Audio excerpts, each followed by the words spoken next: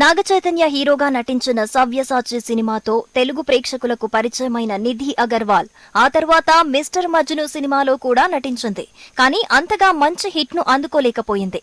ఆ తర్వాత ఇస్మార్ట్ శంకర్ సినిమాతో తన కెరీర్ లో మర్చిపోలేని హిట్ ను అందుకున్న ఈ భామ ఈ మధ్యనే మహేష్ బాబు మేనల్లుడు అశోక్ గల్లా హీరోగా నటించిన హీరో సినిమాతో మళ్లీ తెలుగు ప్రేక్షకులను పలకరించింది. అయితే గత కొంతకాలంగా నిధి అగర్వాల్ మరియు తమిళ స్టార్ హీరో శింబుతో పీకల్లోతు ప్రేమలో మునిగి తేలుతున్నారు అని, త్వరలోనే వీరు పెళ్లి కూడా చేసుకోబోతున్నారనే వార్తలు వినిపిస్తున్న సంగతి తెలిసిందే.